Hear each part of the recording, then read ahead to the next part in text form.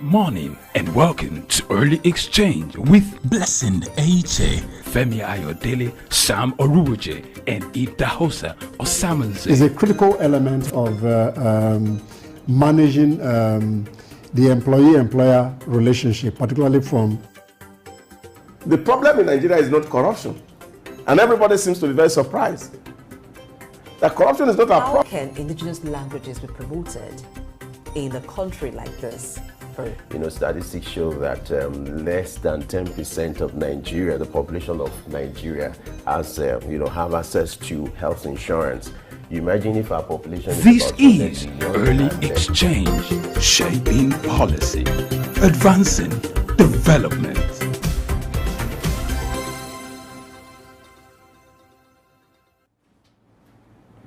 Good morning and welcome to Early Exchange, where we'll talk about everything that has to do with business, finance, national issue, and the economy. I am Femi Ayodele. As you know, that Early Exchange is all about shaping policy and advancing development through our conversation. Today's conversation is going to center on SME, small, medium enterprise. All you need to know about this enterprise is what we're going to look at today. This week is also dedicated for media information literacy. We're going to talk about these and many more. Don't forget, you can be part of this discussion by going on our social media platform, on our Facebook page, on our YouTube platform at Souk News, to share your comments, to share your view, to like, and also to be part of this program using the hashtag Early Exchange. Let's see what we can do today to make your day worthwhile. And I want you to get set because we're ready to make your day remarkable.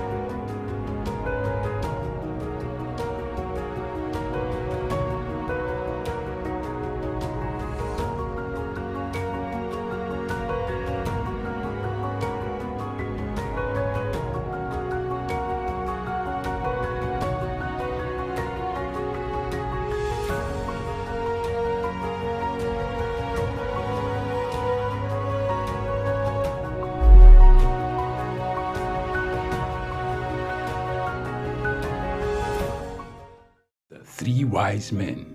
Iconic sculptures and statues adorn major metropolitan cities of the world.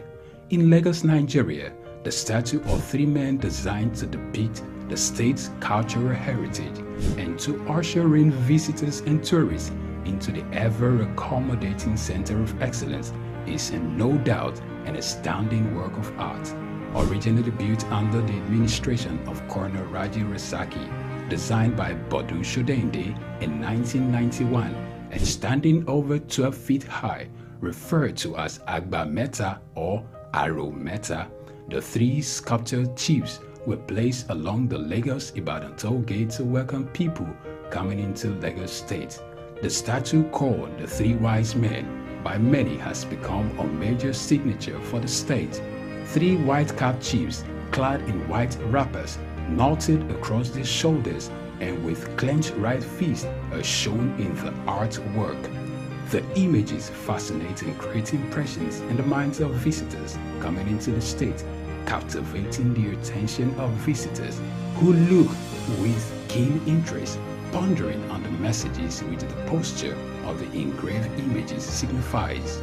The Three Wise Men has been relocated thrice from its original position at Ojodu Berger end of Lagos-Ibadan Expressway to Magodo area before its final relocation to its present site at Olowopopo Drive.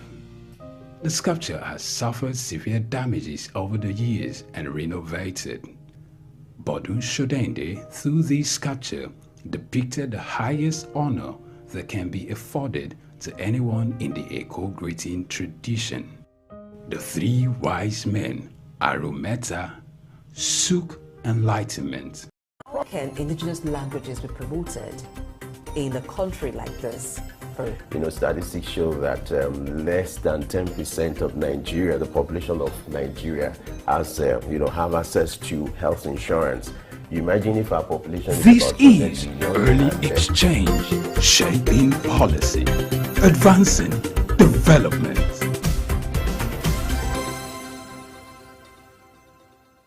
All right, it's the Early Exchange where we, advance development with our conversation. Today we'll be looking at media information literacy. This week is dedicated for media information literacy, and the essence of that is to promote digital literacy for people to be aware of what the media stands for, the essence of having the media. We're going to have a guest who's going to talk about it, how important it is for us to have access to reliable information, what impact that will be to our society. In this age of social media and internet, everybody claims to be a media personality. Everybody, virtually it's looking like all commerce are fair, where those who are not professionals, they claim to be professionals. And when you see vital information, what do you do with it? That's the essence of today's conversation. You've been in a position whereby you have access to data related to the media. What do you do about it? This is a part of the conversation we're going to have. It's the week, it's a whole long week dedicated for media literacy, and our advocacy is going to start today, and for the rest of this week we'll talk about media information literacy. Now let's go on a short break. When we return, we'll reconnect with our guest and the conversation will start. Stay with us.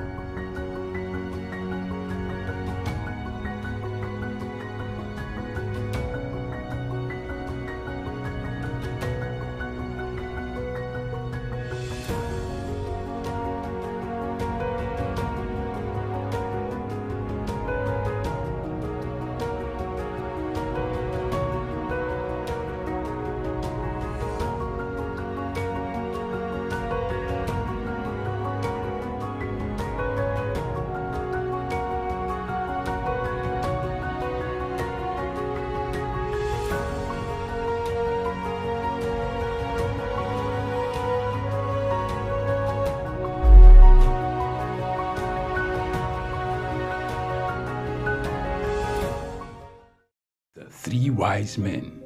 Iconic sculptures and statues adorn major metropolitan cities of the world.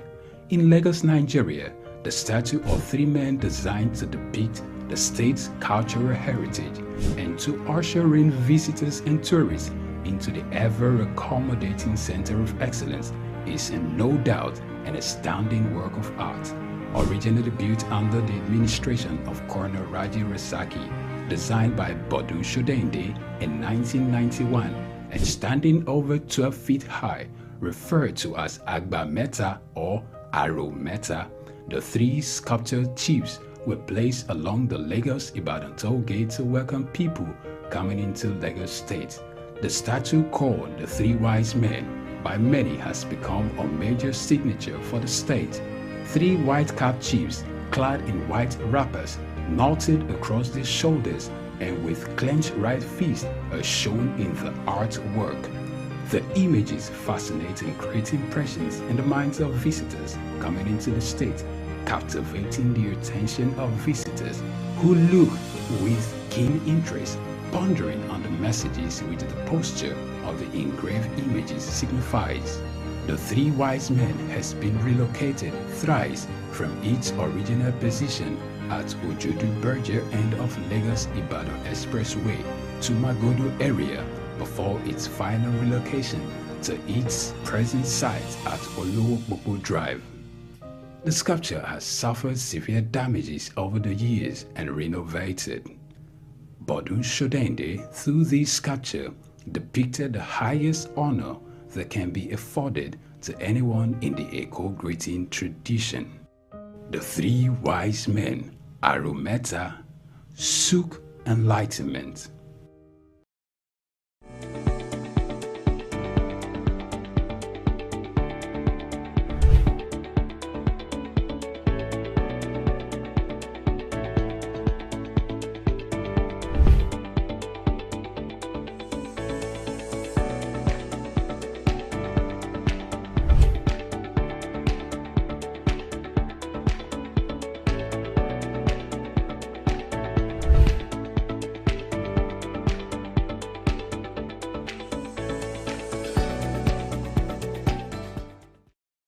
Particularly from... The problem in Nigeria is not corruption. And everybody seems to be very surprised that corruption is not a How problem. can indigenous languages be promoted in a country like this? Statistics show that less than 10% of Nigeria, the population of Nigeria, has, have access to health insurance. You imagine if our population This is is Early Exchange, shaping policy, advancing development.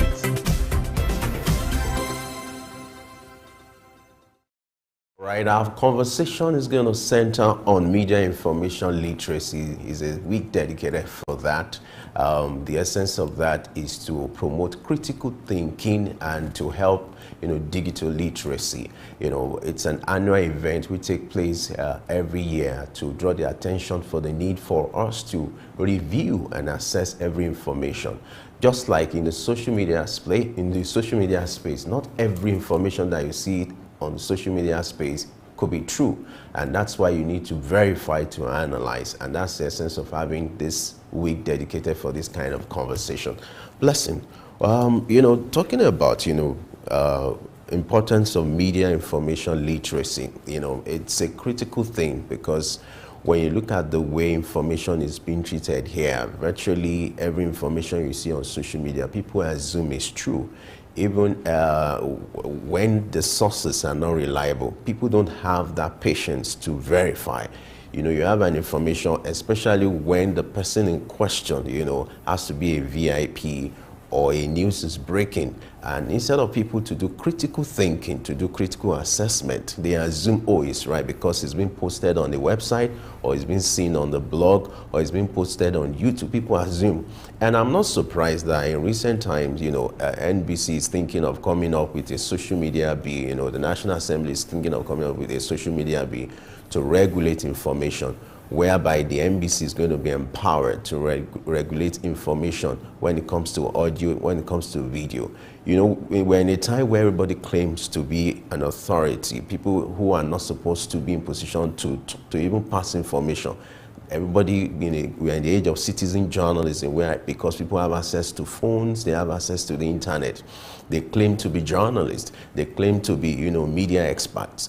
And in the course of that, you see, fake news, false information being passed across, and people don't have that patience to verify, to see if it actually is true. And that's why, this conversation about media information literacy is very critical for people to know what to do when you come across information. The need for you to verify, to speak with sources. Even as journalists, what we'll do is when you get a news, even when we are very sure the news is authentic, is from the right source, you still speak with parties that are involved to ensure that you paint all the sides. But here, it is another thing. That's why this conversation is very important. And one critical thing is when it comes to sense of responsibility, what I call responsible journalism or responsible, information dissemination, where you know that you have the responsibility to ensure that what you are sending or sharing in the social media space is true. You have this custom of people on WhatsApp, on phones, sharing different messages. They'll forward it many times without even verifying. And now, in the course of doing that, you discover that the message is diluted, and people tend to form opinion from this kind of information, even when it's not verified. Yes, media literacy is very important, and what other place is the best to give this kind of literacy other than the media itself? These days, people are hungry for information. They just want to know what's happening, and with the different messaging apps that people have on their phones, different social media platforms, it just makes the spread of information very easy. But that information is what people should look at again, and which media literacy helps to be able to discern, is this true? Is the information coming from a reliable source? What is the purpose of this information? Because you even have some supposedly news sites on social media that just go about writing news that are sensational just to catch the interest of people.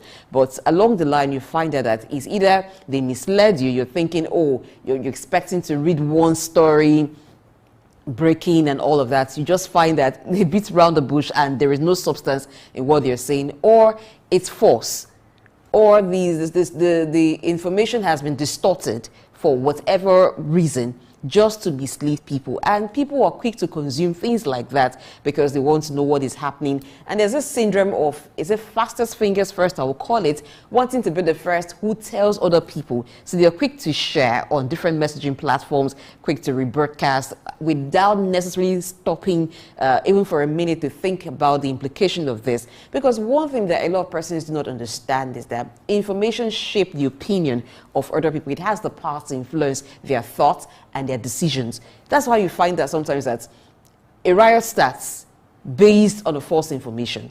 And it takes a lot for the real information to come out, or for government to come out to say, this is not true, it did not happen.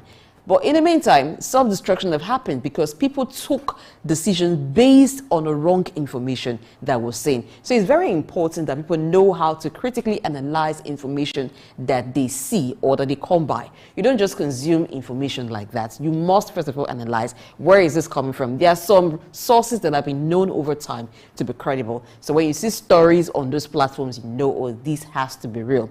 Even at times, some of those sources have at one time or the other, not intentionally, but have peddled news or peddled stories that are not true. Though they've come up later to say, oh, they're sorry, they were misinformed. So it tells you that sometimes these mistakes can happen, these errors can happen. So you need to be very, very careful about your news source.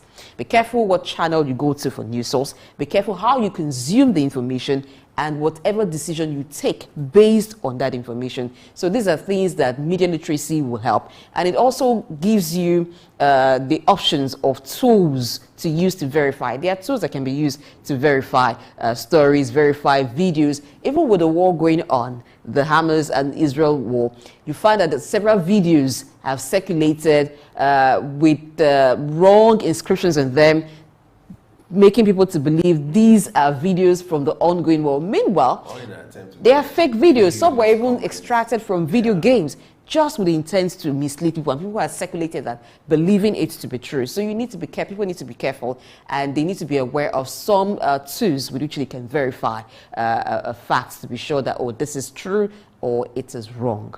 You're talking about clickbaiting, which some do to get followers. That happens a whole lot. That happens a whole lot. And some blog sites thrive on that. Yeah. So let's take the conversation to our guest analyst. We are being joined by Iro Leonard, who is a broadcast media development communication. Iro, glad to have you join us on Early Exchange this morning.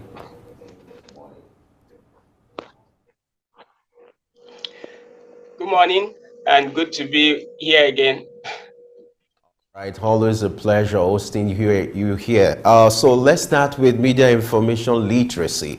Talk to us why you think it's important to have this kind of conversation, and what will be the impact of the society when it comes to media information literacy.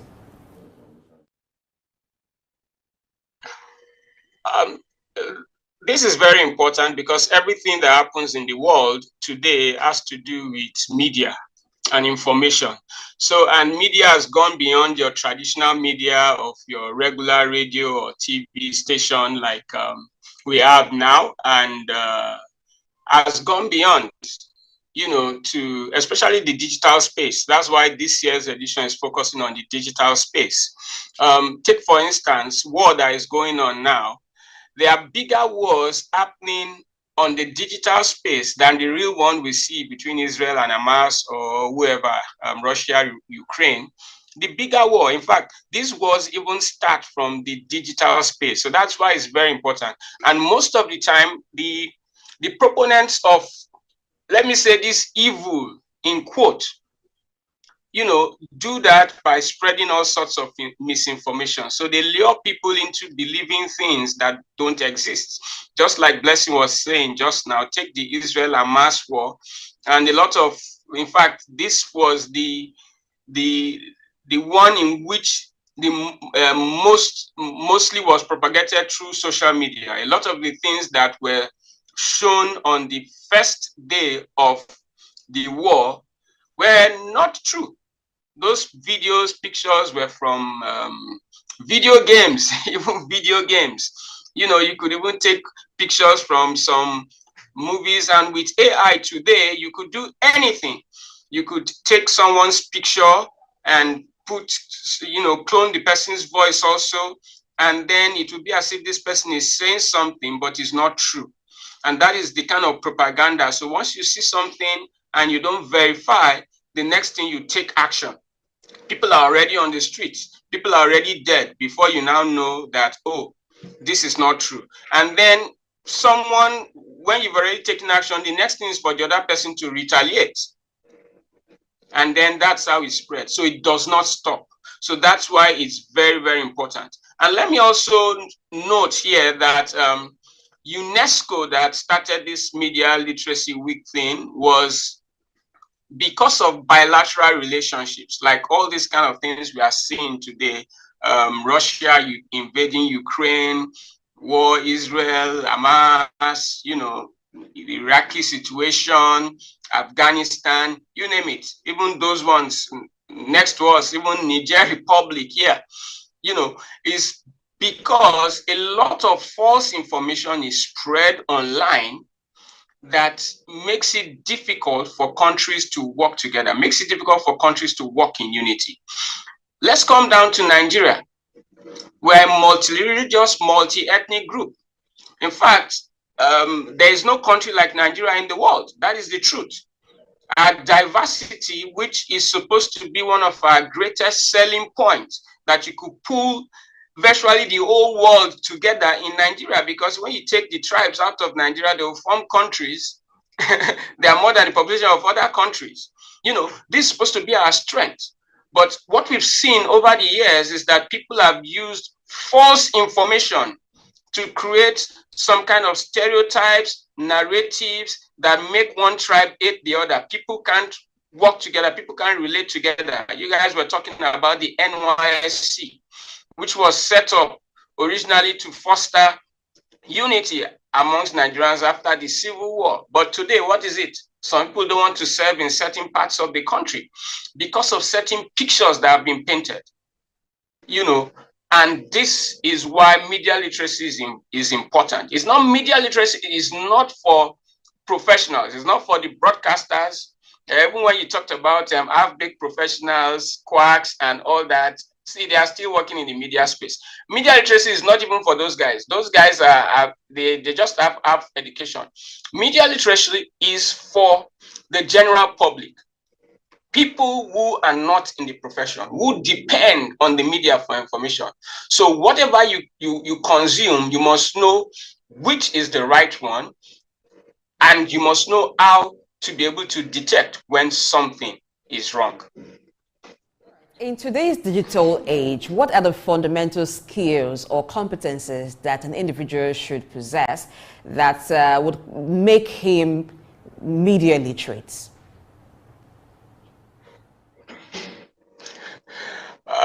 One of the first things is patience.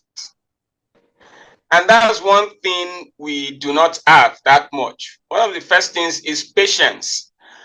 So you see, the skills, media literacy skills, are not necessarily technical, journalistic skills. They are just basic things. Your ability to be patient before you forward, think, ability to think. Ask yourself, will this thing help somebody? Is this thing, good enough? Just think. That's the basic thing. Patience, slow down, don't be too fast. Don't conclude, think. Ask yourself basic questions. If I share this thing now, will this could this be true? Is there somewhere where I could verify? You know, before you now go down to checking basic things. So if you see something online, for instance, rather than just click, because you see, you know, even traditional media use sensational headlines to bring people, the biggest media in the world, they use that. That's what they use to sell papers, sell everything. You know, you just read beyond that headline. So when you hear something happening, just check. There are basic things you could check. You could check just the date, first of all. You might see that is a message that had been online for a very long time that someone just shared again. You must go beyond the headline, then read the body, check if, you know, the story really makes sense. Also check for the source. Do you have any credible source there? Someone will just come say Israel and Hamas war. Israel is blah, blah, blah, blah, blah, blah, blah. Hamas is doing this. Who said it? Do you have someone you could quote? And then you also talked about about the fact that because something was shared by a credible source, people just believe, oh, because this person said it. You know, you see people post things and say, oh, I got this from a credible source, very credible source. You don't know whether that person also saw it and didn't think and just shared. So you don't stop there. So you need to go beyond and check. So these are basic things that you don't really need extra training. Yes, there are some tools, digital tools you could use to check, like there's reverse image tools. There's the Google one, there's Yandev, and there are so many more technical things that you need a little bit of skill to learn. But the basic one, and then stations, the traditional media can help. One way the traditional media can help is by occupying the digital space. Like you said, everybody is now a journalist. You have citizens journalists, and they do these things. When they share things, they don't share things because they want to cause trouble. They want to help. They saw something and say, hey, let me share this. So don't pass this street now. They are war there, they've burnt this, so blah, blah, blah. They just want to help people, but they don't know that someone just posts that thing like that. So the traditional media needs to occupy the digital space. You need to post per second information so that they trust you. You are professionals. And traditional media should also set up fact-checking desks in their stations. So when something comes out, you have people working there who fact-check immediately. You post it online. Like we have several fact-checking sites now, even Academy Wabma. We have the Wabma Fake News Debunker. You have Dubawa by Premium Times and several other ones like that. Africa Check. There are so many like that. Traditional media, they still trust. The populace still trust the traditional media. So if they see something, they can just quickly go to the site of any traditional media in that location where that thing is supposed to have taken place. And if they don't see it on your site, they know it's not true. So that's one way. There are other things we need to talk about where the government can come in, where multilateral companies can come in. For instance, every company can organize fact-checking training for their staff. Invite me, invite us, we come, we train them how to use those digital skills to fact-check. The people who spread news work in various organizations, they work in government. Government has just appointed new people. For instance, my friend, Mr. Larry Onilu is now the Director General of National Orientation Agency, which is a key agency that the government is supposed to use to do this media literacy thing. So that's one first thing Mr. Onilu should be thinking about. You know, how to now do trainings and how to make people know what media literacy is, how to detect misinformation, rather than just spreading, you know, what they've been doing since is they share government agenda, you know, just share information from government. No, the way the society is, the ordinary man still till tomorrow would not really trust government. You know, so if you share something from government, they won't think you're just doing propaganda. But if you train these people on how to know what is right and what is wrong, they'll be able to accept what government shares. All right, let's quickly go on a short break now. When we return, our conversation with Harold will continue. Stay with us.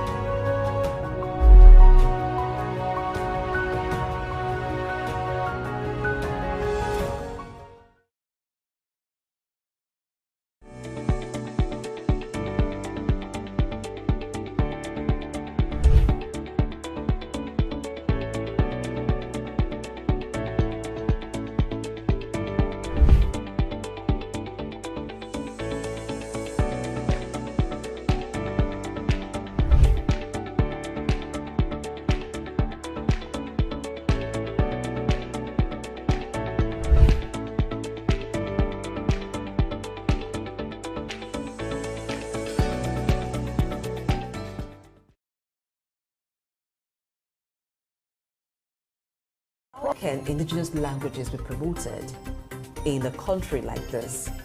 You know, statistics show that less than 10% of Nigeria, the population of Nigeria, has have access to health insurance. You imagine if our population This is is Early Exchange, shaping policy, advancing development.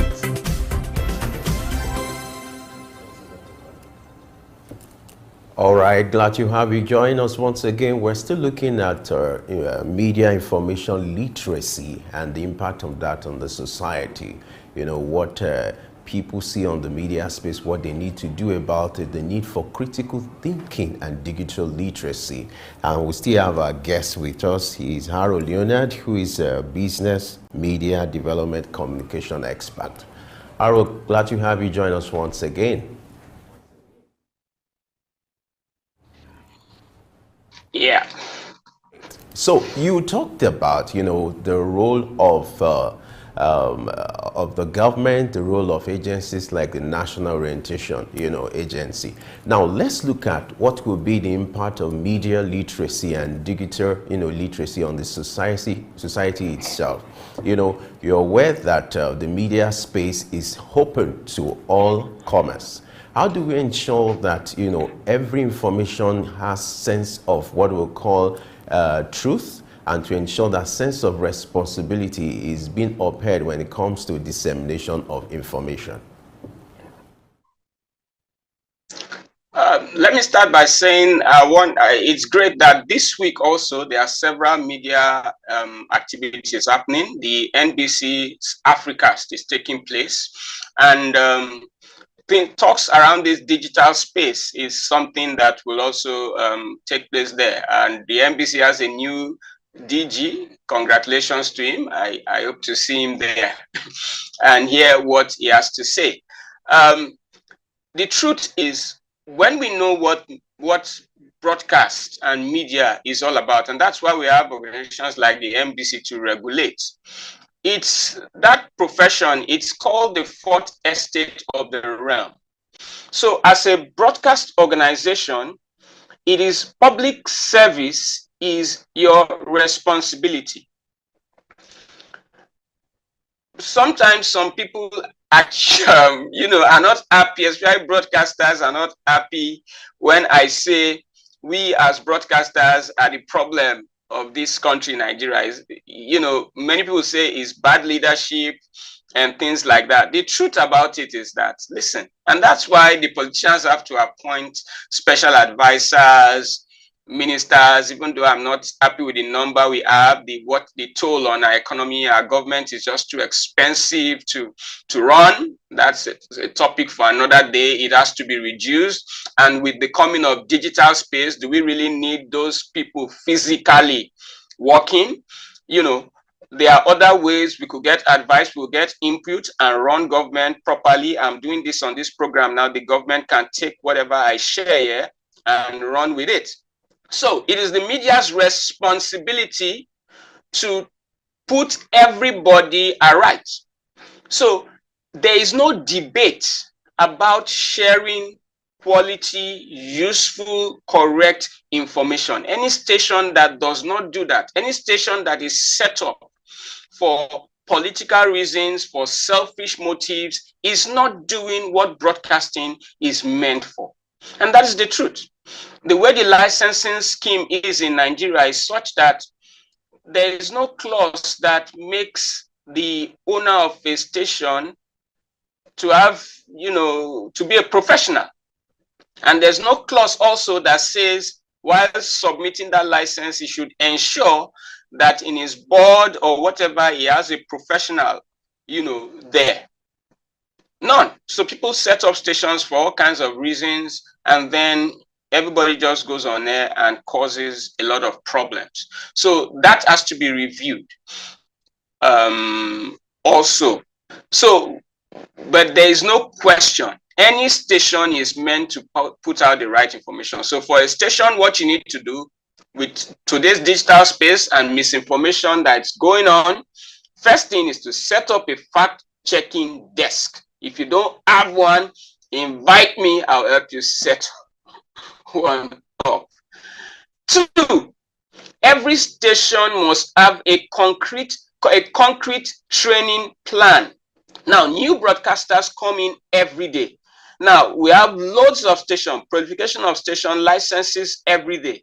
We don't have professionals anymore. The industry can't pay salaries, so a lot of the professionals move on to multilateral companies, NGOs, to be communication managers, advisors. So who's going to train these young ones? Now, stations just take the young ones and they throw them on air and they pick anything from social media and they run with it. Many newsrooms in Nigeria are just copy and paste, which is not supposed to be.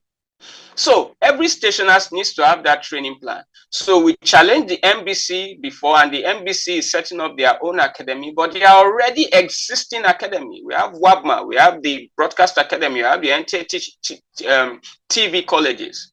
Now, it could also be part of the licensing scheme and the regular code of operations for broadcast organizations that you must submit your annual training plans and follow it through. So staff are trained regularly on how to fact check, how to put out the right information. All these things, when media once you do these things, set up your fact checking deck, set up training programs, you find out that this thing will stop. Occupy the social media space. Every station now should be running social media first. Before this program goes on air, it has to be on social media first. And then after, you continue the discussion there, because that's where the populace lives now. All right. In trying to fact check, and it's not about or an information, are there set common challenges that people face? And if there are, what are they?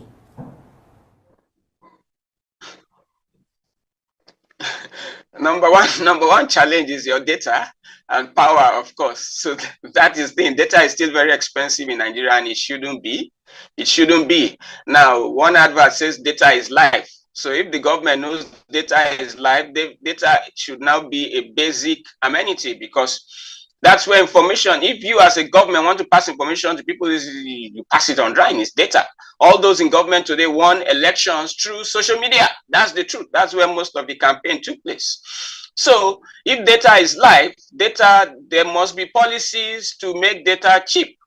One way or the other, there has to be government investment in data. 2, power. If you can't charge your phone, how can you verify? How can you cross-check? So then there needs to be power. So those are the basic challenges, and mainly stations, those are the kind of challenges they face, because when a station doesn't have diesel to run, doesn't have the investment to invest in solar and all that, because you have to pay huge license fee of 20 million naira to the government, it's difficult. There's multiple taxation for stations. So for stations, as organizations, they are going through that. Then as individual, you don't have power, you don't have data. How do you fact check? And then you don't have funded trainings that you could attend. The US consulate funded a training which our academy did around the 17 southern states. It was called Project Fact Check Nigeria. And we trained young people, over 100 in 17 states, on how to fact check. Now, several of them now put on their status fact checker. There are organizations today who are recruiting young people as fact checking interns. So it is a skill. So as we say, we are going digital, we are talking about digital economy, the government is funding that. This media literacy and fact checking should be one of the first trainings the government should invest in. And I'm appealing once again to my dear friends, congratulations once again on your appointment, the Director General of the NOA, Mr. Larry Onilu. This is something I think you need to take up, and the government has to fund it. It should not be international organizations coming to fund such trainings when we are the ones suffering when crisis, takes place. Also, the Minister of Information, they will all be in Lagos for the Africast. This is something I think they should take up. Broadcasting Organization of Nigeria should follow up and support. Stations should set up programs where, like this one is going on, where they educate the public on how to fact check. Yeah. All right. There are two sides to a coin. When we're talking about media information literacy, it means it portrays the existence of media illiteracy. Now, what do you make of the move to regulate the social media, in order to ensure sense of responsibility when it comes to information dissemination, the move to empower NBC to regulate the social media? Do you think it will also promote media literacy?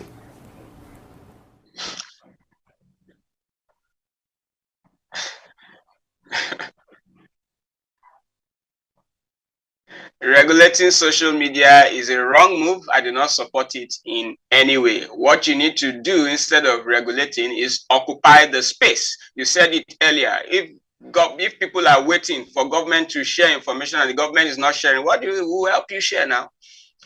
My friend, what's his name? One musician, Mr. Raw. Long ago, I was in his room. We had been begging him for 2 years to release his video for his Obodo song, and he was delaying. And the day the video came out, he showed me in his house, and then a call came in from Enugu, and someone said they just bought his video. Well done. He said, I've not sent it anywhere. And what people did was, the pirates, they got scenes from various Nollywood movies, and they made a video for him and sold. So if the government would not use that space, occupy that space, give us information per second. Now, thankfully, Mr. Dotun is a minister now. He is very social media savvy. He's a young guy. Let's occupy the digital space per second. Give us information so that those who are spreading false information would not have space. I do mind is devil's workshop. So if the government makes the social media space, other people would take it over. So that is what they should do. How can you regulate? Okay, the other time, people are using VPNs. There are so many other ways. China regulates, but a lot of information still goes on. So what are we talking about? So it's not about regulating, because when they talk about regulating, when it's time for the politicians to use it to do propaganda, fight one another and win elections, they don't talk about propagation. When they come into power and they now start thinking about, oh, how would we gag? That's how I put it. A lot of these political parties hire people. There will be over 100 youths there spreading information for them to win elections. Why don't you train those young people so that they'll be spreading positive information? Train young people to be the advocate for Nigeria, patriotic advocates that will keep on spreading the right information and occupy the space. You try to regulate, you're wasting your time. The world is a global space and anything can happen anywhere.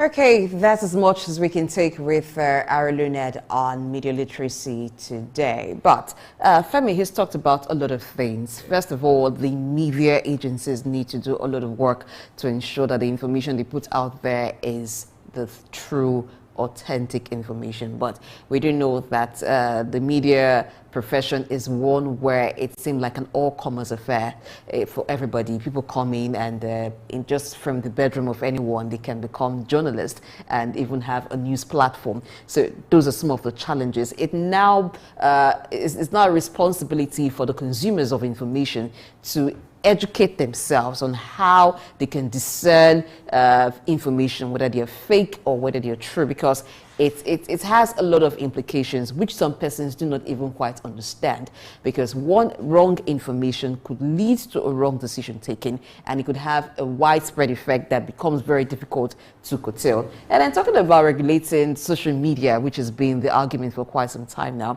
Aru doesn't think it's going to do any good, but I think it's better there's some regulation than there is none at all, so that to the extent it can curb the spread of fake information, it will do that bit, and then people just need to take it up from there. You know, the role of the media, the primary role of the media is to inform, educate, and it's important that as the platform, the public or the so-called professionals in the industry, it starts with you. You are the source of the information, and that's why you don't just disseminate information. In fact, journalists or media owners are trained to ensure that they fact check whatever they need. It's a calling, But like you said, you now have, because just like every other industry or every other profession, you have people who are not trained now because of digital, access to internet and all that. Some people see it as a second hobby or as a way to earn living, and so they didn't have the professional training. But I'm very sure every media house is critical about the information they disseminate, because there's sense of responsibility. Information you disseminate could either make or mar the society, and that's why it's very important. And talking about the social media space, it's become all-comers affair. But like you said, I agree with you, they need to regulate it. But what I was trying to say is that the government agencies who are in position to pass across information or provide data, needed for people to work with, you need to occupy that space. Get on social media. For instance, the ministry in charge, National Orientation Agency, you're providing information, education through those, platforms. What it means is when people have access to the right information, they can disseminate, the right information from fake news. There's always this saying that people tend to have perception, to be true. They always assume perception is stronger than the truth, because when you don't have availability of the truth, when you don't have access to information, people tend to take advantage of what they have. So there's a need, like what he's trying to say, for these ministries, the agencies, to occupy those spaces and provide information needed. Imagine you're looking for information about, the economy or the growth and development of Nigeria, and you find them on social media space. It means if it is coming from the right ministry, you won't have cause to believe the other story. So there's a need for them to occupy that space, and that's what you're trying to say. I also feel it's also important to regulate on the other hand, because you have people who claim to be journalists, who claim to be authority and they are not in this age of fake information. Yes, you know, so it's important. Space gives them the opportunity to do that, because Yeah. if you set up a traditional or a conventional media agency, then it's quite easy for the NBC to check you and regulate your activities. You have to do it professionally. But in the media, in the social media space, it's quite hard for that to happen. And that's what he was talking about, that it's going to be hard enforcing those things because of the nature of social media. It's quite a polarized environment. I think the fear is the issue of freedom of speech. It's not going to prevent, you know, freedom of speech, but what the bill will do is to ensure sense of responsibility, that whatever you are putting out there in form of audio or video content, ensure you verify, which is part of the conversation we are having, to do critical analysis, you know, on the digital space, not that you just assume this is right. Go the other lane to ensure that what you're putting there is correct. And you know, NBC has the power because NBC has to regulate the broadcast space. So anything that has to do with video and audio content is also part of their responsibility. So the bill is going to be amended to empower NBC to be able to regulate all this content so that you have sense of responsibility. Yes, it's quite a good suggestion too, that the government agencies should be out there, should be on the social media space, putting the right information, because when there are no information, you give room for speculation, and you give the room for these social media sites that some of them, they plan to disinform. Some was just an issue of misinformation. You give them the chance to thrive, and you give people the opportunity to turn to them for information. But when the information is there from the source, so why would people want to, even when they get such information, they also want to check on the other side? So it's a lot of work for these ministries to be alive and to make sure that their media desk or their media unit in such organizations are alive to the responsibilities. Good enough, we have Aridinet back and we can continue the conversation with him. Hello, Mr. Aaron. Yes, good to be back. You see, that's what we're just talking about. You know, when you have network issues in Nigeria, that's the biggest challenge with fact checking. So that's where the government needs to step in. So if we really say we are doing digital economy, then we need to do something about that. Data must be seamless. Thank God technology is there now. Compression rates have been brought down. So it's just for Nigeria to apply technology and make data available to everybody. You go to some European countries like Romania, these are very poor countries. They cannot be compared to Nigeria in any way. But one thing that is very easy for them there is data. So they watch movies and everything. They just connect the internet to their decoders and watch anything they want to watch. Today, this broadcast is done via internet. So if I could broadcast to the whole world via internet and the technology is available there, it reduces my cost of, putting up transmitters and all those kind of big equipment, huge dish and all that. So that's where the government needs to come in first to make it easy. You go to some government ministries today, they don't even have internet there. So how would they occupy the space so that's where the focus should be going on. Now, when you talk about the NBC regulating, look at the current situation. NBC regulating traditional media. How successful has that been? How successful has that been? It has not been successful. At the Africast, I'm sure those kind of conversations will come up again with the NBC. The current NBC DG has a lot of backlog of complaints by stations with regards to regulation to deal with. And the truth about it is that the NBC should be working with the stakeholders in the media industry, not being like at war with them. I was head of media development at the BBC Media.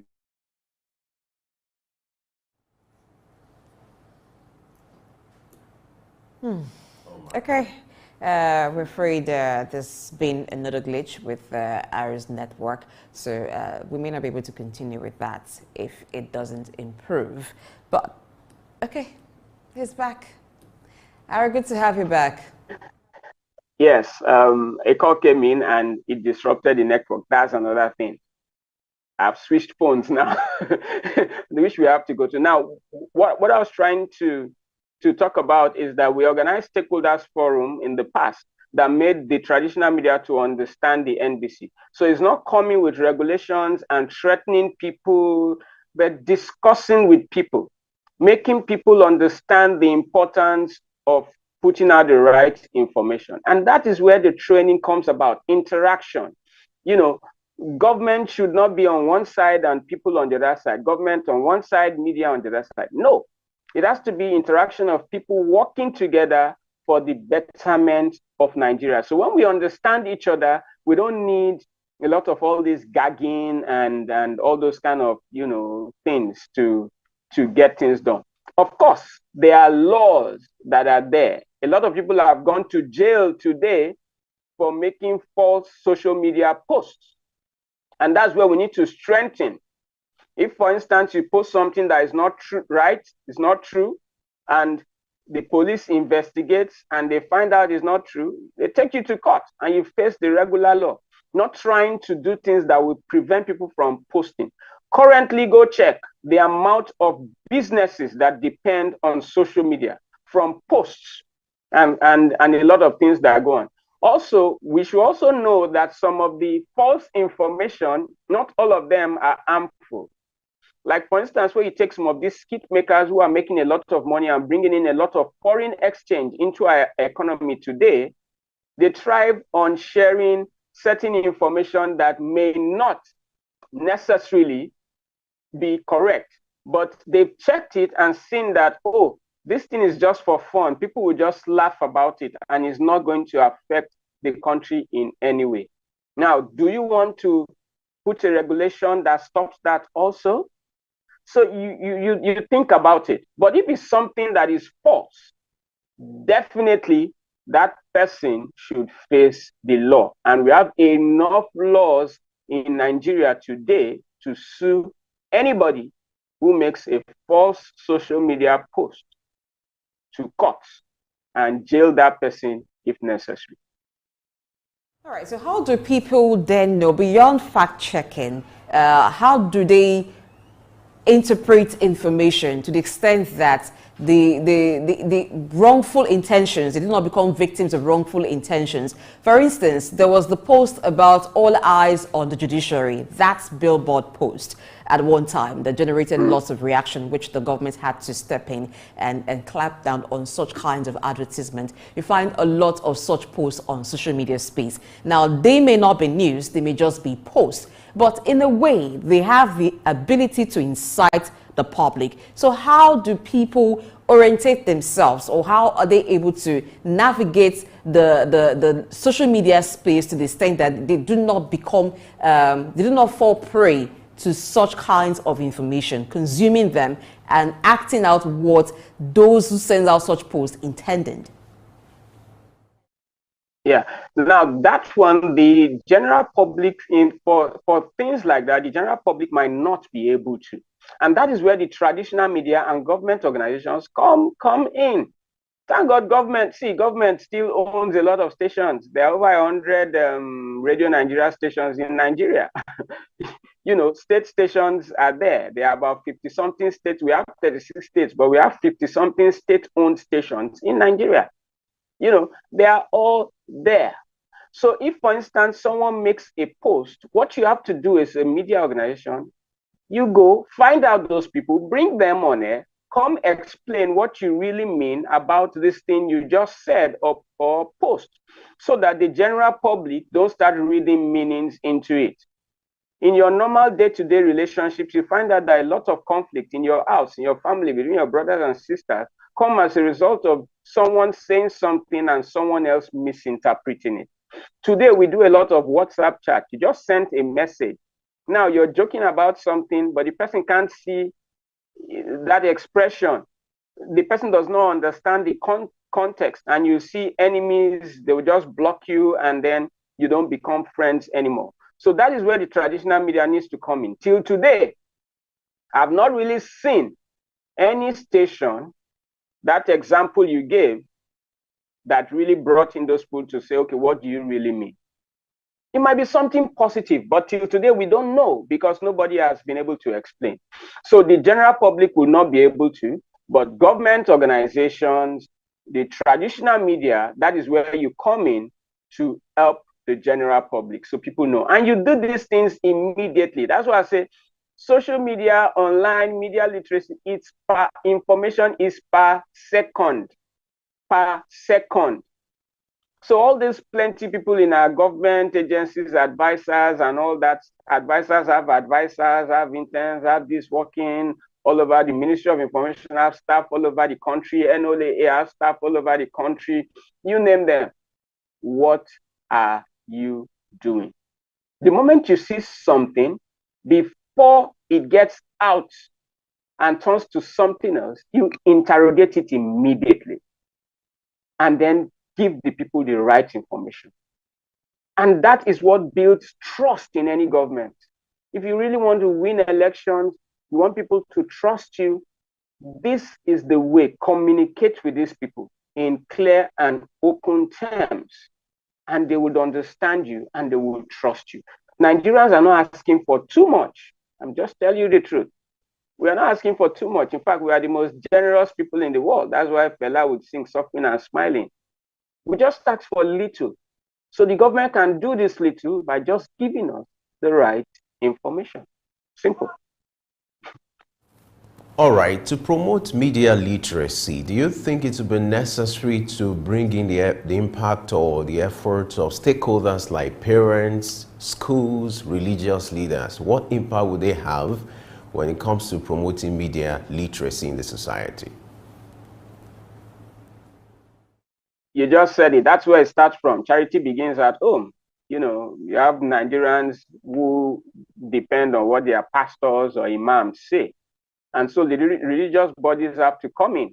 And I personally have been making this call since. I've done a few of such trainings in a few religious organizations, but they need to come in. It doesn't take anything to have one Sunday or one Friday and you bring someone to talk about fact-checking, the importance of sharing information. And once again, the NOA can work on this. Now, you see, government talks about funding to do this, funding to do that. But the NOA approaches organizations and you'll be surprised, just share the vision with them and they'll give you the platform and then you reach the people. Schools also. Now, fact-checking should be part of the education curriculum. So when we talk about, you know, improving curriculum and all that, we keep talking about some textbook kind of things. No, the curriculum in school has to be something that is helping the nation to improve. So if you see a need in the country currently, which is this lack of information, lack of unity amongst us, it's something that should be taught to primary school children. A few months ago in Ajegunle in Lagos, Ifelodun local government, they organized a boot camp, costly of one of my prime minister, Iginla, and I was there and I trained young people.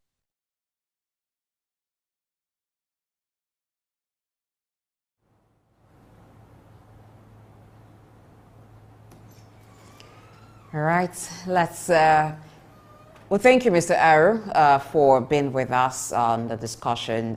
His internet is not stable, so we cannot continue beyond this point discussing with him on media literacy, but he's talked very much on it, and I think that's quite enough from him today.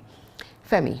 Yeah. All right, so it's now for everybody to put in their effort in ensuring that for us as media practitioners, the right information is sent out, and where we can educate people, those who live around us, those who we come in contact with. I think it's important that we educate them because people just feel, oh, a particular site has been running on for years and maybe they've even done investigation into issues and so they're credible enough, but they do not quite understand that it takes beyond just coming up to say things or doing investigation. You need to verify the authenticity of every information and even the intention sometimes, because sometimes there are subtle manipulations in some posts, but it is not quite obvious and people just fall into the trap of being manipulative. There are some posts that are persuasive, but the intention is actually to persuade people to a certain line of thinking, and people who consume such information find themselves doing that unknowingly. You know, apart from the role being played by the media, in fact, the essence of having a conversation like this is to educate citizens on what to do when it comes to, you know, media information, which is the essence of this advocacy. For media practitioners, yes, because they have the training, they are aware of the nitty-gritty of, you know, media reporting. But for the citizens, because they are not professionals, that's why there's a need to take the conversation to their corridor. And I also feel there's a need to carry along stakeholders like parents, you know, schools, take the advocacy to schools, you know, from primary school to secondary to tertiary. You know, the education is about the approach to information, to media information, for people to develop that, you know, expertise to be able to differentiate between what is right and from what is wrong. And like I always say, in the absence of the right information, fake news will always thrive. So there's a need to also carry along all the stakeholders, religious leaders. You know, in this climate, people tend to listen to religious leaders more than even their political leaders, you know. So the advocacy should be taken to churches, to mosques, whereby, you know, there's that lecture, seminar, or training in that regard, talking about media literacy for people to understand, you know, what they need to do when they have access to information, critical thinking, and then to be able to understand the basic skills needed in fact-checking and analyzing information, so that you'll be able to develop what we call facts from it. And then, so all these stakeholders will have to come about. Government will do its part, religious leaders, even parents, you know, when, you know, the parents are just like I said, charity begins at home. You are in position to inform or educate your children. So when you bring about information, or information is being circulated within the family, you confirm if it is true. You have to create that, you know, attitude in your family members to ensure that before you pass information to this person, just ensure. So the advocacy, it's a combination of all factors, and, you know, bringing together all the stakeholders, not just the media practitioners alone. And Aaron talked about one key thing, patience, which a lot of people do not have. Do not be that finger that pushes the button to rebroadcast to other persons and information that you have not checked to be true, because you just might increase someone's blood pressure. You just might be causing chaos somewhere without you even knowing. Yes, you want to be the person who shares information, but you should be the person who shares true and not false information. We're going to quick break, return to talk some more on L-Exchange. Stay tuned.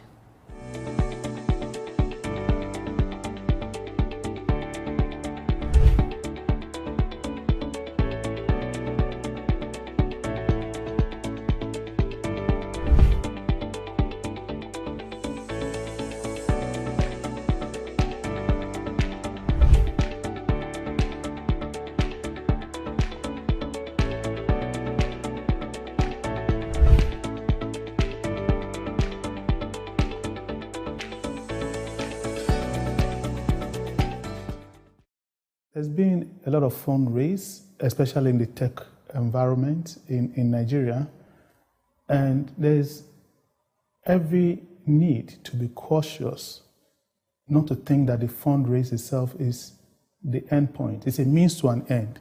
If the job is 100%, the fundraise is just 20. There's still 80% to go.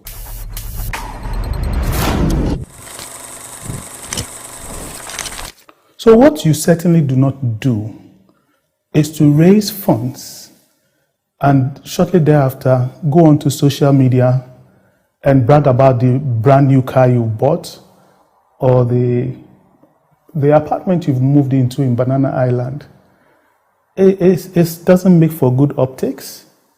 And unfortunately, when you really need the benefit of doubt, you might not get it from your investors. You don't raise money and then ask, so what should I do with the money? At that time, it's too late, you've lost the plot.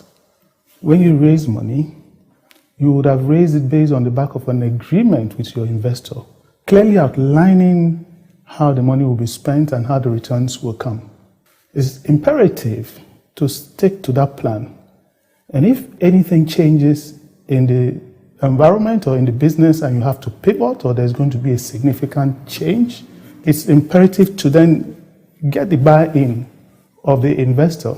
The investors are not philanthropists. This is what we need to understand. They are not giving grants. The investors are astute businessmen who are not necessarily content with the normal rate of returns of placing money in the bank or buying bonds.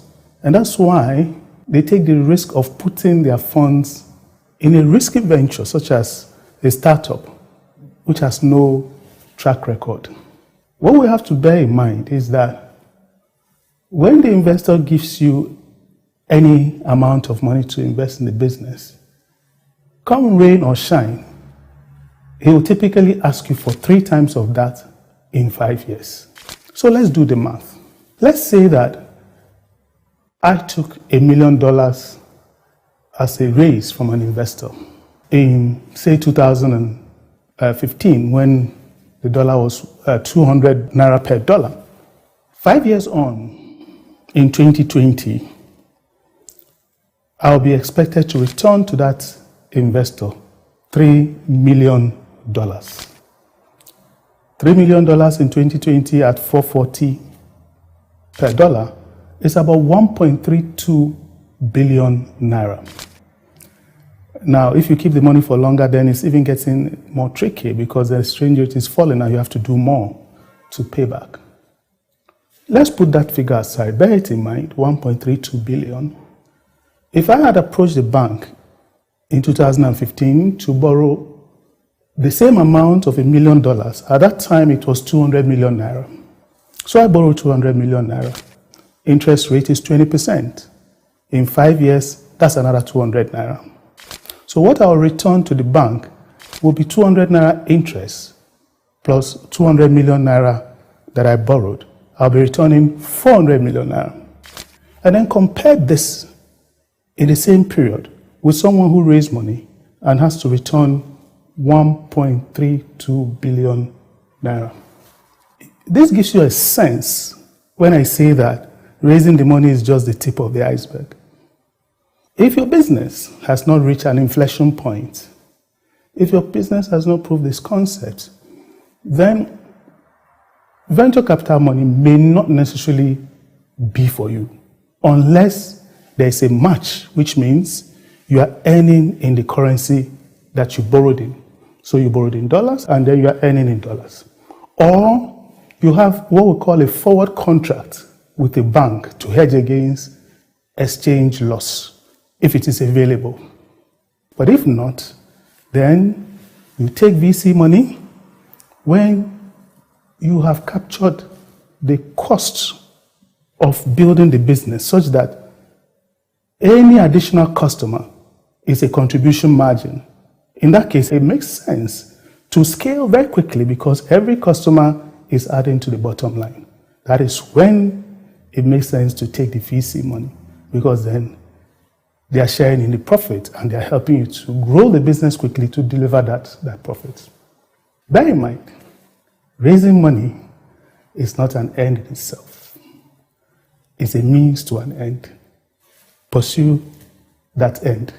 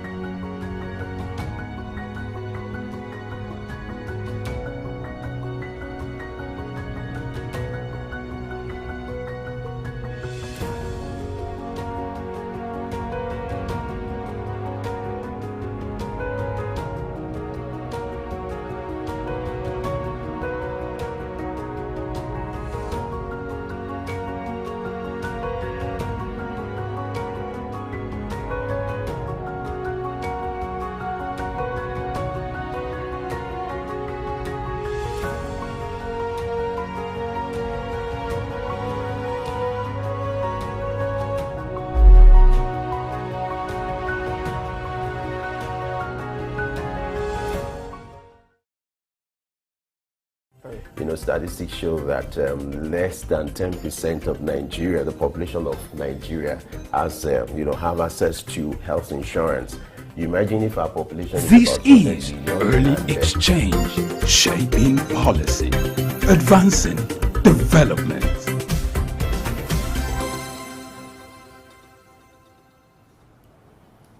Many thanks for staying tuned to Early Exchange. Let's turn attention now to talk about small and medium enterprises, because they make 96% of businesses in Nigeria. Now, for every small and medium enterprise, there is a common challenge, basically, and that's access to finance. Funding is a key challenge for a lot of SMEs in Nigeria. How can they navigate this? What support is government providing? How does the regulatory framework enable SMEs to thrive in Nigeria? These are going to be the focus of the conversation. We're joined shortly by Dr. Femi Egbeshola, who is National President, Association of Small Business Owners of Nigeria, ASBON. But before we bring him in, Femi, I just talked about a common challenge that SMEs in Nigeria deal with, and that is access to finance funding. For some of them, starting up the business, they had to take loans from friends, family members. Some had no collateral, they had nothing, they had no credit history even to secure loans from banks to start up. So having started the business, maybe small, over a period of time, it moved on to become a medium enterprise, having some other persons in their employ sustaining. But what are some other things you think they're battling with besides access to finance? First of all, let me establish that the SMEs, when it comes to maintaining critical economic growth and development, the role of SMEs are very critical. They drive every economy that you see. The model, look at that of China, UK, the role of SMEs are very, very sensitive, because if you look at the data released by the Nigerian Bureau of Statistics, the SMEs contribute about 48% to the GDP of Nigeria. That's to tell you how sensitive and crucial the role of SMEs are. As small as you may think they are in their own entities, they are playing critical roles. So like you said, one of the critical challenges has to do with access to finance. To start a business in Nigeria, once you conceptualize the idea, the next thing you think about is the money, the capital to drive the business and to start the business. And the challenge has been there over the years, except that people try to find a way around it. Rather than obtaining loans, some would depend on their assets, or it depend on partnership of their friends to raise money. It has always been a challenge. Like you rightly asked, part of the challenges has to be, the cost of doing business. Recently, there was this issue of removal of fuel subsidy. So for you to power your business in Nigeria, you can't depend on the natural power supply, because it's been epileptic over the year. And with what PACN is doing now, you can't plan your business around power supply from them. So there's a need for you to source for alternative, which could be, acquiring your generator, solar system, renewable energy, and all that. So by the time you understand, by the time you add the cost of that to your operations, it's adding more to your bill that you have to pay. So one of the critical challenges to, that is affecting the plight of small business owners has to be with, cost of doing business. You talk about business registration. If you need to register, of course, CSE has gone online now. They have a website whereby you can do name checking and all that, do your registration. But how does that translate to a reality in whereby in few days you can get your business registered? A lot of businesses have been discouraged, especially foreigners who come to Nigeria to establish businesses, and the cost of operation. You have some companies in Nigeria who had exited because the cost of doing business when it comes to power. So recently, the removal of fuel subsidy has added to it. Although the president came up with a waiver on diesel, if you don't use petrol, you use diesel to power your generator. So for those who are using diesel, there's a little respite, and that's why the president came up with a waiver, a VAT waiver on diesel, so that to make it affordable. But since the removal of fuel subsidy on petrol, it's been a challenge, because you have to spend more, the cost of petrol. Another challenge is access to, forest for those who engage in import and all that, the availability availability of forex. Recently there was a ban that was lifted on 41 items.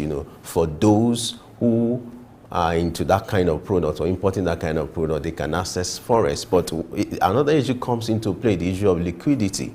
Does the federal government or CBN has enough forex to serve those people now that you've lifted the ban for them to be able to import this thing? So these are the challenges. And also part of it is the issue of regulation. Talking about policies, you have policy somersault. One policy will come today, another policy, another government will come, and then we change the policy. Like the ban on 41 items. The previous administration placed a ban on it. Probably they felt those things could be produced locally. That was the essence of placing that ban. Now the newer administration coming on board now has lifted the ban. That's changed your policy. For those who have invested locally in those things now, it will be of concern to them because now having some competition. And that's part of what we're talking about, the challenges we face by small business owners. All right. Femi, you make it seem like there is no need to bring in Dr. Femi Agbeshola, but I'm sure that him being your namesake, you still want to hear from him. He's an expert in that field. So he's a key person to talk to because he is the National President, Association of Small Business Owners of Nigeria. He can talk to us about the plight of small business owners and the success that they've come by and what is the way forward as small business is concerned in Nigeria. Good morning, Dr. Femi. Yes, good morning, and thank you for having me. It's our delight to host you on the show today. And your namesake here, Femi, has done good justice to the issue of SMEs in Nigeria. But I know that you have so much more to talk about. Yes, that's fine. So talk to us as the president of National Presidents Association of Small Business Owners. What are some of the key issues that your members, that those who have small business in Nigeria are faced with? Well, micro and small businesses faces a lot of challenges this time. There are myriads of challenges that if I want to begin to outline them one after the other, we will have all the day spent. But let me just mention one or two that are critical to us now. The first is that we feel that government has not been engaging us well enough because most of the policies that are being made by the policymakers that are targeted to grow the economy, particularly the nano, micro, and small businesses, are not yielding the expected results. And we believe this is so because stakeholders are not being consulted when some of these policies are being made a big issue. So we believe that more collaboration, more partnership should also be between the stakeholders, the MSME stakeholders and government, so that we can have a workable policy that we ourselves as business owners can also own and see to it that it works. Another is that quite a number of our members suffer from access to finance, and that is the issue we're talking about today. We've been finding it very difficult to access finance. One place that every other person would like to go to for finance is definitely the commercial banks. But because of the structure of our kind of businesses, it is difficult for us to get funds from the commercial banks. It is the idea that we are not structured enough. We don't have some of the collateral required, some of the documentation required to be able to access this fund. In other climes, micro and small businesses are the engine room of growth. So government makes sure that they have access to finance at all strata, making sure that even the commercial bank have a desk for them. They always have an SME desk that attend to the needs of particularly the micro, small, and medium business. But that's not here in the country. We are expected to, most of the time, turn to the microfinance banks. And these microfinance banks have very high interest rates that you cannot do business with. Even when it comes to government intervention, yes, we have had quite a number of intervention programs over the years. But the question is, what has been the effect, the positive effect of these intervention funds over the years? You will discover that it is close to nil. One, because the number of those that benefited from those intervention funds are so minute. For example, in Nigeria today, we have over 40 million entrepreneurs, according to our statistics. And if you now do an intervention fund that affects maybe 300,000 entrepreneurs, what is the ratio of 300,000 to 40 million? It will be like a drop in the ocean. Even as at that, we discovered that such fund eventually goes to the hand of political entrepreneurs or political business owners. You discover that even when the expected target is so low, even those lower percentage don't even have access to it, because most times it goes to the hand of the political business owners. Even after giving the fund out, the problem we also have is that there's no proper monitoring. You must have a mechanism to monitor and evaluate whatever policy you do, whatever intervention you do, so that you'll be able to ascertain whether it is having its targeted result or not. It is when you have such a result, you can now be able to plan for next intervention to see how well you should go, where you should go, and how it should be channeled. These are some of the issues we have. When it comes to multiple taxation too, it will surprise you that for a vehicle to move from one state to the other, you need well over 100 different documents, papers in form of different taxes that you have to brandish about. Who does that in other climes? Even in the state itself, you have quite a number of taxes that you have to pay in the state that is also replicated at the federal level. We expect that government to be able to harmonize some of these taxes so that you will know that when you are paying the tax, it is one for all, and nobody will come in the name of this, that, and that taxes. Some government have been taking advantage of this, and even the non-actors in the industry are also taking advantage of this, and this has resulted negatively on small businesses. Little wonder then, and the recent statistics shows that we have.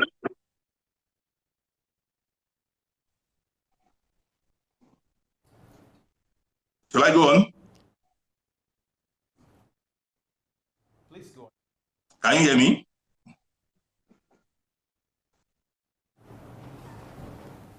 Dr. Femi Egbeshola, if you can hear me, please go ahead with your thoughts. Okay then. Like I was saying, the recent statistics shows that over 4 million small businesses have closed shop these past 2 years. That's a lot, and is alarming. And that's why we're encouraging the federal government to see need to declare a state of emergency in this particular sector, the nano, micro, small, and medium sector. We really, really need to pay more than the usual attention to this sector. We are the generators of employment.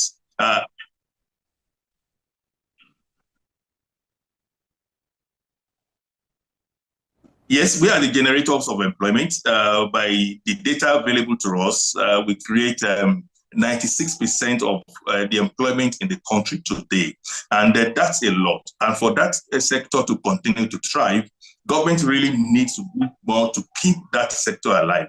And that's why we continue to advocate that government pay more attention to the ease of doing business, make sure that the environment is more friendly, so that we can also invite international investors to come and invest in our businesses. If we have investors coming in to invest in our businesses, access to finance will be seamless, because we'll have other alternatives to finance. We will also note that the federal government, in their wisdom about 2 years ago, created what is known as the Nigerian Stock Exchange Growth Board. This growth board is designed to be able to get funding for small businesses that ordinarily may not be able to access the stock exchange because they are not public limited liability companies. That's a very good initiative. But the question is, how many SMEs have been able to access this now from that 2 years to this point? It's been very, very, very low because awareness is not there. And some of the criteria to also become onboarded to the growth board has also been a challenge. You can go on and on and on and on, but let me just take a pause here. All right, Dr. Femi, glad you have this interaction with you. Let's look at this survey that suggests that 90% of SMEs fail in their first 5 years in business.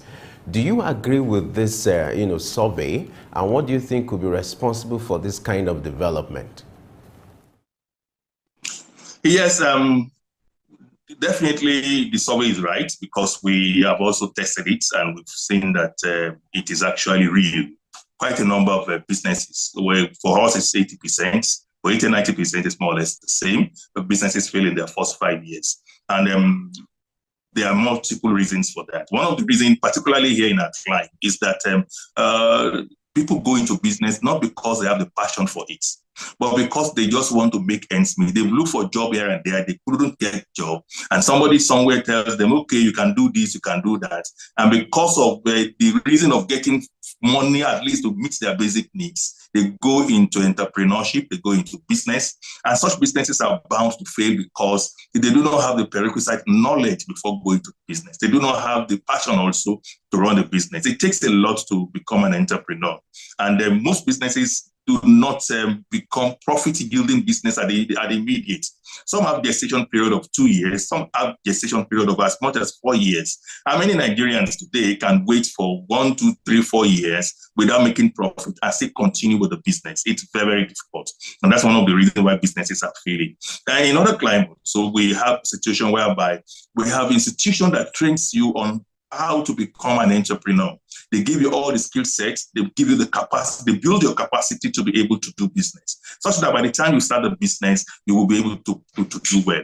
Beyond that, they also assign to you mentors that will hold you from process start to process finish, and be able to give you all the needed guidance and the counseling and support that you will need during the process. But over here, we have that lacking. Quite a lot of business owners do not even know what is called a mentor, not to talk of having a mentor.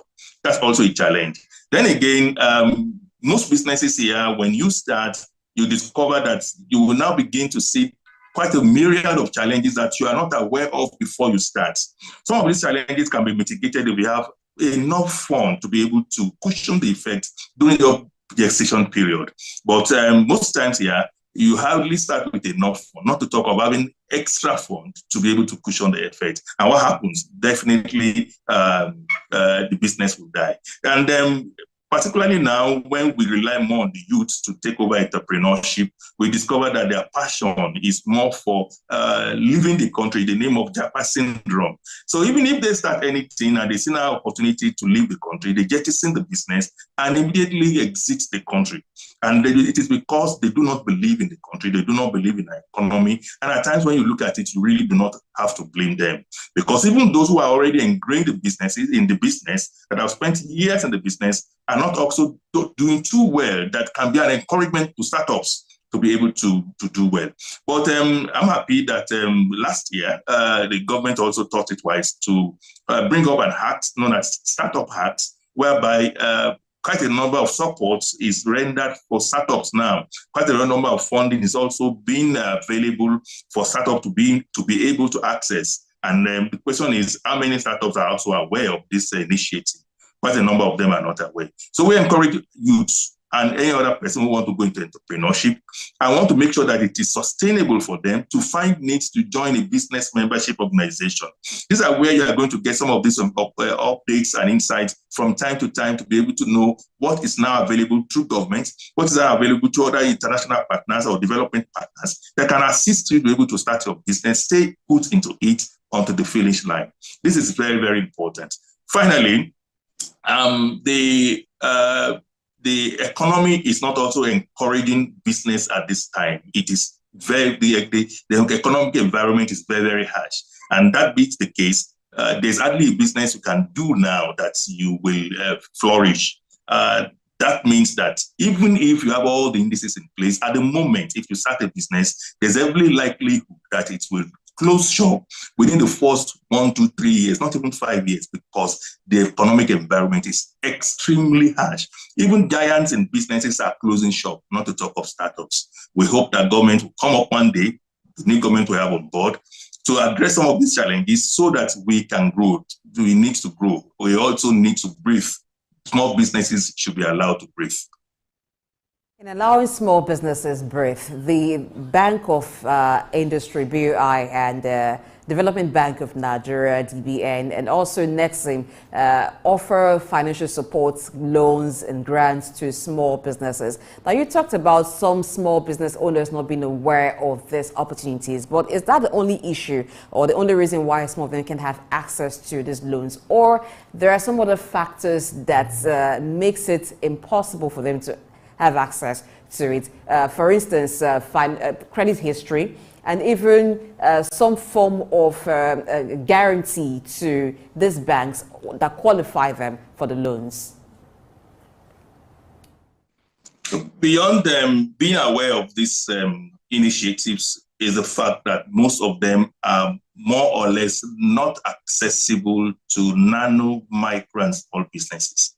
I did say the other time that quite a number of their criteria, their conditions, their documentation is cumbersome and beyond the reach of these businesses.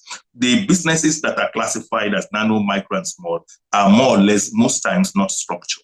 So when you get to a DBN or an Exim Bank or the likes of it, and you are expected to bring in a business plan, you are expected to bring in a 6 month to 1 year account reports and the statement of account, you are expected to bring this and that, it scares them away. It makes it impossible for them to access. So we are expecting that there should be a segmentation of this funding through the development banks, whereby there will be a particular segment that accommodates the large businesses, the medium businesses, and now the small and micro businesses, such that their documentation process may not take more than 2 document pages. And it will become seamless, whereby you don't really need to begin to bring collateral. How many of them has collateral? And when we're talking of collateral now, not just having a land or a house, but having a land that has a certificate of occupancy. Do you know how much it takes to process that? How many of them have that? If they have that kind of money, they may not even go to that bank in the first place. So we do not have access to this finance, even if they are there. An example is the RT200 that is expected to push on to support MSMEs to be able to go into exports.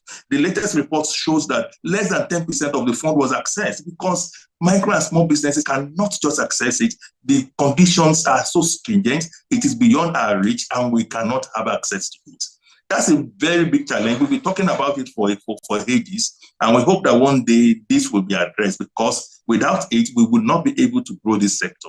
And if this sector is not growing, the economy itself will not grow. Joblessness will continue to be there, and other vices will continue to come up. Because when people are not gainfully employed, they will look for other means to make body and soul comfortable. And one way is giving to crime and vices. So the development banks that we have need to also meet with stakeholders. Okay, you are the custodian of these people. You are the umbrella body. How do you think we can meet their needs through you? What are the reasons why they cannot access us? What do we need to do to make it possible for them to access? The issue never has been because they cannot pay. Small business owners have been paying loans. In fact, we are the best payer of loans. We are always the best payer of loans. And that's why you see, when you have cooperative society, the cooperative society thrives because they give out this loan to this segment of people, and they end up paying back the loan. And that's why the small business, the cooperative are growing, the microfinance banks are growing. It means that if the development banks, the commercial banks, are also ready to come to the level of these people, they will also they will make the fund accessible to the people, and these people will definitely pay. That's why organizations like us are there, to ensure that when members collect loan, they pay as at when due. I would like you to share with us the experience of your members when it comes to the cost of doing business, talking about business registration, and then what do you think can be done to improve this kind of framework in order to attract more businesses, like you said, if I may use your word, so that more small businesses can breathe? Okay, talking of business registration, at the moment, quite a number of MSMEs are now embracing the need to register their business formally. And that's a good one. And one of the reasons why this is possible now is because the agency in charge now, that is the Corporate Affairs Commission, is now ready to break some of the barriers. One of the barriers they were able to break is the middleman when it comes to registration. So you can now go online in the comfort of your home office and begin to apply for registration of a business name. And the fees has also been reduced. Now with 10,500, you can begin to register. And that's why the number of new registered business for the past 2 years till now is very, very high. It has been very, very high compared to the past years. And we hope that it will continue like that. At our own hand, in the association, we are also sensitizing them for the need to make their business formal, because this is one of the prerequisites you need before you can even access anything, be it finance or otherwise. So the awareness is now there, and the willingness to also register businesses is now there. And it is also for government, it is also a big gain for government, big gain in the sense that you now have your tax identity number being attached to your business name now at the point of registration. It means that as far as the business is registered, those registered business, immediately they begin to operate, begins to pay tax to government. So it's a win-win situation, and we believe that it will continue to improve, because that is the way to go. About taxation, how does this impact small businesses in Nigeria? Taxation has been one factor that we have been addressing with government over the years with little or no improvements.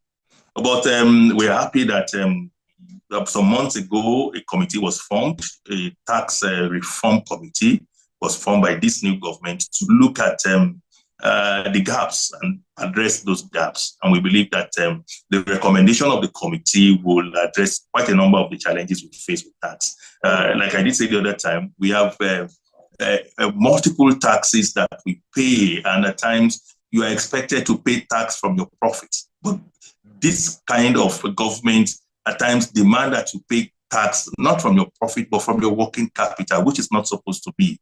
I must say here that our association was able to also submit our white paper to the committee. We were asked to submit our white paper to the committee. So we've been able to send our recommendations down to the committee.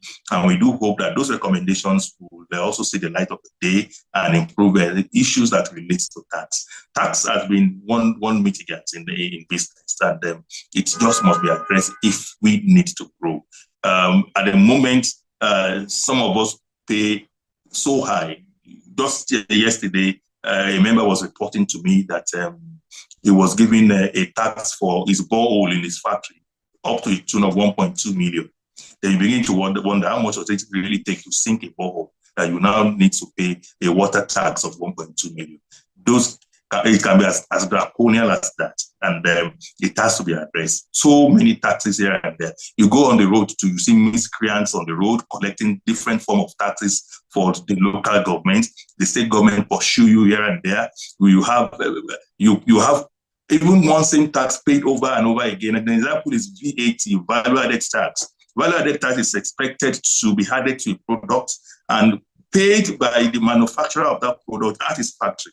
But you discover that when that product leaves the factory to other places, those other places still also charge tax, VAT tax, because the government also go to them to collect that same VAT that is ordinarily expected to be paid at the point of production. It becomes so multiple, and this continues to increase prices of commodity. And that's why we're having very high inflation in the country today, to the point that at the moment we have about 26.7%, the highest in the history of the country. And it is not going to end if nothing is done. Tax is one of the ways to address this inflation issue, because when products are cheaper, it will become easier for consumers to buy, and it will reduce their disposable income that they will spend in buying their basic needs and their groceries at home. Recently, the federal government lifted the ban on 41 items, What do you make of this development, and what do you think could be the impact of this on the business interest of small and medium, business owners in Nigeria? Yes, I think last week or so, 43 items were lifted from Forex ban by CBN, and they gave their reasons. We are still waiting to see the kind of positive impact that it will have. The immediate impact is going to be very negative. Negative in the sense that you now have stiff competition with locally made products. Products that before now are not allowed into our shores can now come in freely to our shores and begin to compete. Products that are more or less unheard of You have toothpicks now that can now come to our country. You have turkey, you have chicken, you have fabrics, you have meats, you have rice, you have quite a number of products that are supposed to be made here, but are formerly under ban forest, now being open to be imported into the country. It is going to challenge the locally made products. You know that some of these products coming from overseas has a better packaging and makes it more attractive to Nigerians, and Nigerians also have a high taste for imported products, and that's why we see that it is going to really challenge locally made products, such that we may have